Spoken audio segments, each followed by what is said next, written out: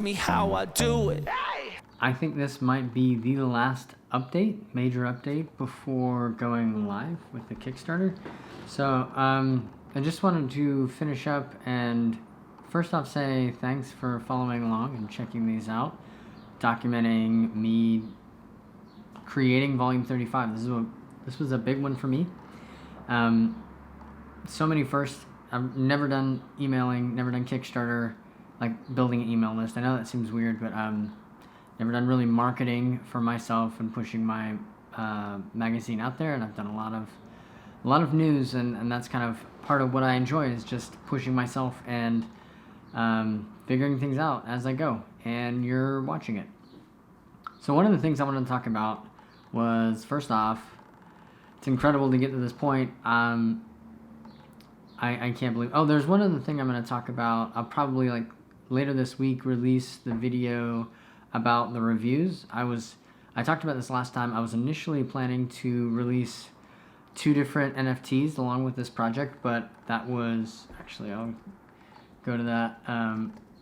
I had submitted it with what you had seen from last week, and it was rejected because Kickstarter will not allow NFTs or any kind of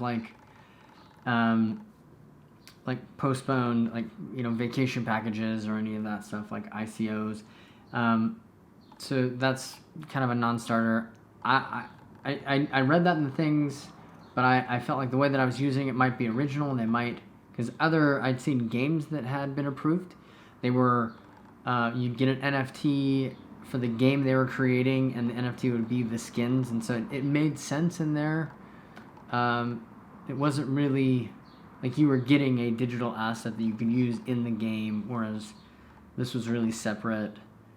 Anyways, I still think I'm going to launch the NFTs. It's still a project that I'm really passionate about that area and about learning that. If you've seen my other video about why NFTs are important for artists, you'll understand. I think this is a huge area. So it's definitely something that I'm going to reuse.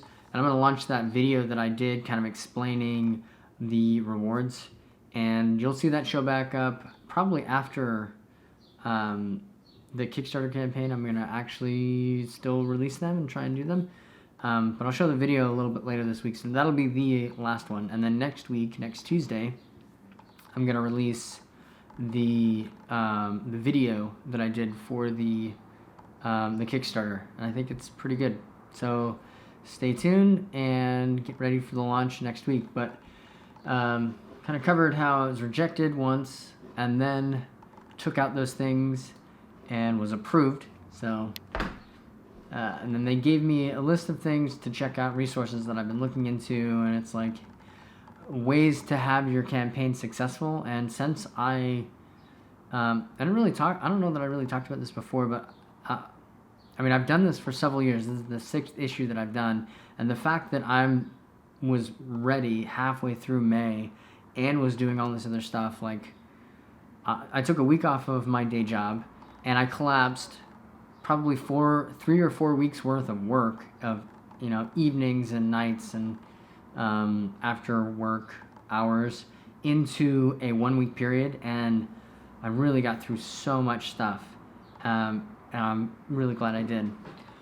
So they give you some of these articles that you can look through that have been helpful. It's like reaching out to influencers and bloggers that are in your area, and how to promote and how to have a successful Kickstarter campaign as I'm kind of ramping up for it, which was really nice. So I've been looking over these things.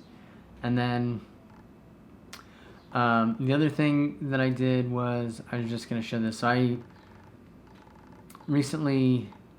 been building my list on my site with, I have my site's on Squarespace, and one of the things that they did is they released these email campaigns. I don't have it, but I got 3 free trials, and so that in my mind was like, okay, that's the 3 emails that I'm going to send for this campaign just to see how it goes. I've used MailChimp before, but I hate email, so I've never been big on it. But my friend Jonathan and some other people were saying, it's like really helpful in launching this to make sure people know and to me, I feel like I've been shouting it and saying it for so long. Like, everyone, how can they not remember? But just today, I had a friend that was like, did this launch already? And I was like, no, it's June 1st. I've been saying June 1st everywhere for the last 3 weeks. So it makes me laugh. It's like, you feel like you're saying, at least I felt like, man, I'm saying it so much, people are getting annoyed with it. The fact is, people aren't actually reading it. They're kind of getting it, but they don't care about it like you do, and so they're not reading to the level you think they are. I think it's good to remember, like, you're not annoying them as much as you think you're annoying them. Yeah, but also, I realize people need to be reminded, like, their minds need to be prepared for something that's coming up, so that it doesn't feel like out of the moment, or like all of a sudden. So that's what I've been really trying to lean into this time, is I've never promoted my magazine. I just do them and I put it out, and I just kind of like put one tweet or an Instagram, just like, it's here. And I've been trying to understand this, beast of marketing, and I've been enjoying it. I've been digging in and recognizing, just another thing to learn. Just like I learned how to use InDesign and Photoshop and Illustrator and execute this magazine, how do I understand these different platforms and the marketing on them and campaigns? And so, yeah. So I sent out some emails, so just showing you kind of the behind the scenes of it. So I've sent out 2. Here was the first one, and if you're on it, you kind of saw just some screenshots getting people ready for it.